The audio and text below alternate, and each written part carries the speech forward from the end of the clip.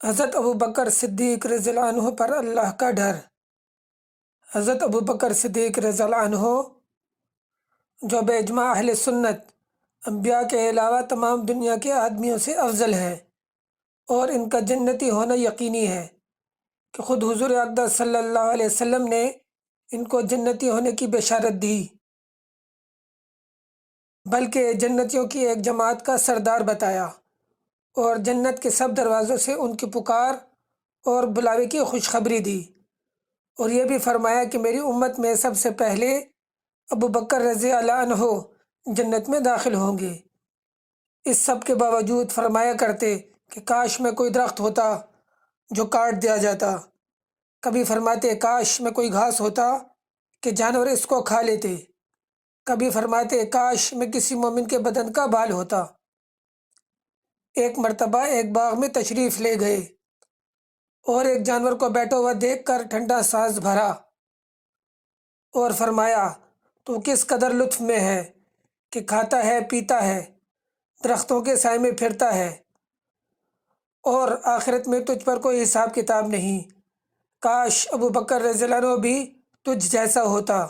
ربیعہ اسلمی رضی اللہ عنہ کہتے ہیں کہ ایک مرتبہ کسی بات پر مجھ میں اور حضرت ابوبکر صدیق رضی اللہ عنہ میں کچھ بات بڑھ گئی، اور انہوں نے مجھے کوئی سخت لفظ کہہ دیا جو مجھے ناگوار گزرا۔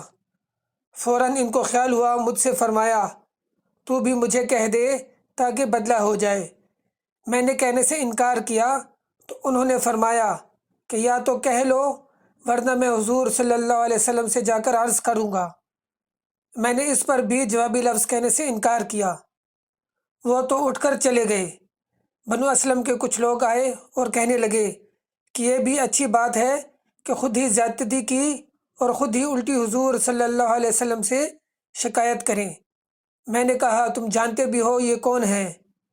یہ ابوبکر صدیق رضی اللہ عنہ ہیں۔ اگر یہ خفا ہو گئے تو اللہ کا لاڈلا رسول صلی اللہ علیہ وسلم مجھ سے خفا ہو جائے گا، اور اس کی خفگی سے اللہ جل شانہ ناراض ہو جائیں گے، تو ربیعہ رضی اللہ عنہ کی ہلاکت میں کیا تردد ہے؟ اس کے بعد میں حضور صلی اللہ علیہ وسلم کی خدمت میں حاضر ہوا اور قصہ عرض کیا۔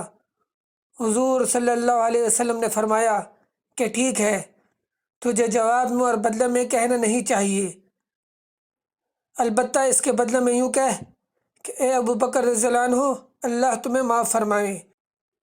فائدہ یہ ہے کہ اللہ کا خوف کہ ایک معمولی سی کلمہ میں حضرت ابوبکر صدیق رضی اللہ عنہ کو بدلہ کا اس قدر فکر اور اہتمام ہوا کہ اول خود درخواست کی اور پھر حضور صلی اللہ علیہ وسلم کے واسطہ سے اس کا ارادہ فرمایا کہ ربیعہ بدلہ لے لے۔